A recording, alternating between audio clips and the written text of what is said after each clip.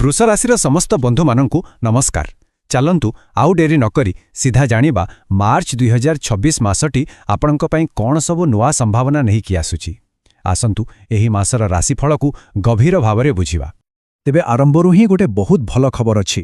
March 2026 ଆପଣଙ୍କ ପାଇଁ ଏକ ପ୍ରଗତିର ମାସ ହେବାକୁ ଯାଉଛି।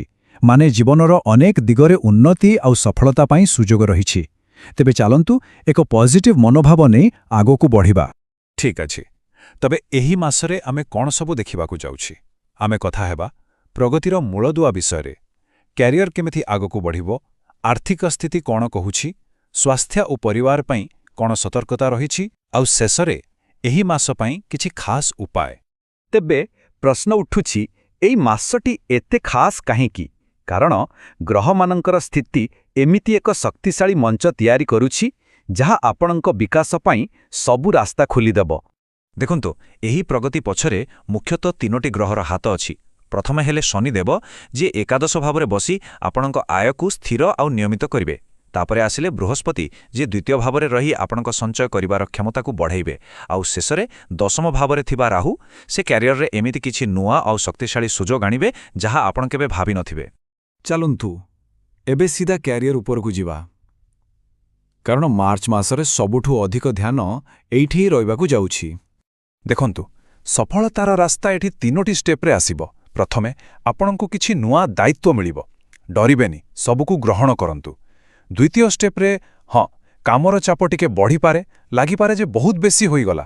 କିନ୍ତୁ ଗୋଟେ କଥା ମନେ ରଖନ୍ତୁ, ଏହି ଚାପ ହିଁ ଆପଣଙ୍କ ପାଇଁ ପରୀକ୍ଷା। ଆଉ ଯଦି ଏହି ପରୀକ୍ଷାରେ ପାସ୍ ହୋଇଗଲେ, ତେବେ ତୃତୀୟ ଷ୍ଟେପ୍ ସଫଳତା ପକ୍କା। ଆଉ ଏଇ ଯେଉଁ କଠିନ ପରିଶ୍ରମ, ତାର ଫଳ ବି ବହୁତ ଜଲ୍ଦି ମିଳିବ। ଖାସ୍ କରି ମାର୍ଚ୍ଚ 26 ତାରିଖ ପରେ। ହୁଏତ ବିଦେଶ ଯାତ୍ରାର ସୁଯୋଗ ମିଳିପାରେ କିମ୍ବା ଅନ୍ୟ କୌଣସି ସହରରେ କାମ କରିବାର ଅଫର ଆସିପାରେ। ଏହା ଆପଣଙ୍କ କ୍ୟାରିୟର ପାଇଁ ଗୋଟେ ବଡ଼ ଟର୍ଣ୍ଣିଂ ପଏଣ୍ଟ ହୋଇପାରେ। ତେବେ କ୍ୟାରିୟର କଥା ତ ଜାଣିଲେ, ଏବେ ଆସନ୍ତୁ ଟଙ୍କା ପଇସା କଥା ଦେଖିବା। ଏଠି ଗୋଟେ ବହୁତ ମଜାଦାର ଜିନିଷ ଦେଖିବାକୁ ମିଳିବ, ବିକାଶ ସହିତ ବିଳାସ। ଏହି ମାସରେ ଆର୍ଥିକ ସ୍ଥିତିଟା ଗୋଟେ କଏନ୍ର 2 ପାର୍ଶ୍ୱ ଭଳି। ଗୋଟେ ପଟେ ଆୟ ବହୁତ ଭଲ ରହିବ, ବ୍ୟାଙ୍କ ବାଲାନ୍ସ ବି ମଜବୁତ ହେବ, ଆଉ ନିବେଶରୁ ବି ଲାଭ ମିଳିବ। କିନ୍ତୁ କଏନ୍ର ଆର ପଟେ ଅଛି ଖର୍ଚ୍ଚ। ଖାସ୍ କରି ମାର୍ଚ୍ଚ 26 ପରେ କିଛି ମହଙ୍ଗା ଜିନିଷ କିଣିବାକୁ କିମ୍ବା ବୁଲିଯିବାକୁ ଇଚ୍ଛା ହେବ। ସେଥିପାଇଁ ଗୋଟେ ବଜେଟ୍ ବନେଇ ଚାଲିବାଟା ବହୁତ ଜରୁରୀ। ଆଚ୍ଛା, ଏତେ ସବୁ ଭଲ ଜିନିଷର ଫାଇଦା ଉଠାଇବାକୁ ହେଲେ ଆମକୁ ସ୍ୱାସ୍ଥ୍ୟ ଆଉ ଘର ସହ ଜଡ଼ିତ କିଛି କଥା ଉପରେ ବି ଟିକେ ଧ୍ୟାନ ଦେବାକୁ ପଡ଼ିବ।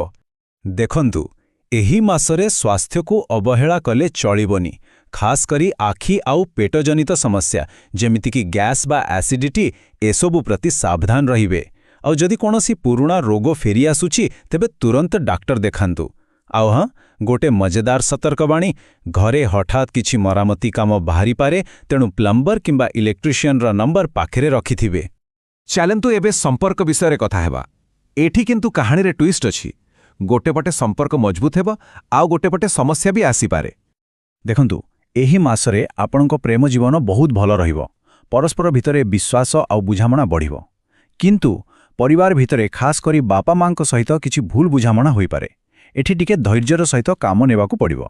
ତେବେ ଏଠି ଗୋଟେ ପ୍ରଶ୍ନ ନିଜକୁ ପଚାରିବାର ଅଛି।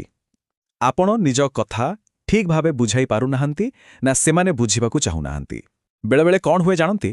ଯଦି ଆମର ନିଜ ଯୋଜନା ଉପରେ ପୂରା ଭରସା ନଥାଏ, ତେବେ ଆମେ ଅନ୍ୟକୁ ବୁଝାଇବାରେ ଅସଫଳ ହେଉ। ତେଣୁ ପ୍ରଥମେ ନିଜ ଭିତରେ ଆତ୍ମବିଶ୍ୱାସ ଆଣନ୍ତୁ। ଠିକ୍ ଅଛି, ତେବେ ଏତେ ସବୁ ସୁଯୋଗ ଆଉ ଚ୍ୟାଲେଞ୍ଜ ଭିତରେ ବାଲାନ୍ସ କେମିତି ରଖିବେ? ଏଥିପାଇଁ ଆସନ୍ତୁ ଦେଖିବା ମାର୍ଚ୍ଚ ମାସ ପାଇଁ ଆପଣଙ୍କର ପ୍ଲେବୁକ୍ ବା କାର୍ଯ୍ୟପନ୍ଥା କ'ଣ ହେବା ଦରକାର। ଏହି ମାସକୁ ସନ୍ତୁଳିତ କରିବା ପାଇଁ ଏହି 3ଟି ସହଜ ଉପାୟକୁ ଆପଣାଇ ପାରିବେ। ପ୍ରତି ଶୁକ୍ରବାର ଦିନ ଶୁକ୍ରଙ୍କ ବୀଜ ମନ୍ତ୍ର ଜପ କରନ୍ତୁ। ପ୍ରତି ବୁଧବାର କୌଣସି ଗାଈକୁ ସବୁଜ ଘାସ କିମ୍ବା ପନିପରିବା ଖାଇବାକୁ ଦିଅନ୍ତୁ। ଆଉ ଶନିବାର ଦିନ ପିମ୍ପୁଡ଼ିମାନଙ୍କୁ ଅଟା ଦିଅନ୍ତୁ କିମ୍ବା ମାଛମାନଙ୍କୁ ଖାଇବାକୁ ଦିଅନ୍ତୁ। ଏହା ଗ୍ରହଙ୍କ ଶକ୍ତିକୁ ସକାରାତ୍ମକ କରିବାରେ ସାହାଯ୍ୟ କରିବ। ତେବେ ଚାଲନ୍ତୁ ପୁରା ମାସର କଥାକୁ ଥରକେ ଦେଖିନେବା। କ୍ୟାରିୟରରେ ଯାହା ବି ଦାୟିତ୍ୱ ମିଳୁଛି, ଆଗେଇ ଆସି ଗ୍ରହଣ କରନ୍ତୁ। ଟଙ୍କା ପଇସା ମାମଲାରେ ବିଳାସପୂର୍ଣ୍ଣ ଖର୍ଚ୍ଚକୁ ଟିକେ କଣ୍ଟ୍ରୋଲ କରନ୍ତୁ। ସ୍ୱାସ୍ଥ୍ୟ ପାଇଁ ସତର୍କ ରୁହନ୍ତୁ। ଆଉ ପରିବାରରେ ପୁରା ଆତ୍ମବିଶ୍ୱାସର ସହ ନିଜ କଥା ରଖନ୍ତୁ। ତେଣୁ ମନେ ରଖନ୍ତୁ, ଏହି ମାସର ସବୁଠୁ ବଡ଼ ମନ୍ତ୍ର ହେଉଛି ପରିଚାଳନା ବା ମ୍ୟାନେଜମେଣ୍ଟ। କେବଳ କଠିନ ପରିଶ୍ରମ କଲେ ହେବନି। ନିଜ ସ୍ୱାସ୍ଥ୍ୟ, ଖର୍ଚ୍ଚ ଆଉ ସମ୍ପର୍କକୁ ଯିଏ ଯେତେ ଭଲ ଭାବେ ମ୍ୟାନେଜ କରିପାରିବ, ସିଏ ସେତେ ଅଧିକ ପୁରସ୍କାର ପାଇବ। ତେବେ ଏହି ପ୍ରଶ୍ନଟି ଆପଣଙ୍କ ପାଇଁ। ମାର୍ଚ୍ଚ ମାସ ଆପଣଙ୍କ ପରିଚାଳନା ମାଧ୍ୟମରେ ପ୍ରଗତି କରିବାର ସୁଯୋଗ ଦେଉଛି। ତେବେ ଆପଣ ନିଜ ଜୀବନର କେଉଁ କ୍ଷେତ୍ର ଉପରେ ସବୁଠାରୁ ଆଗ ଧ୍ୟାନ ଦେବେ? ଏହା ଉପରେ ନିଶ୍ଚୟ ଭାବିବେ। ଆପଣଙ୍କର ଏହି ମାସଟି ଶୁଭମୟ ହେଉ।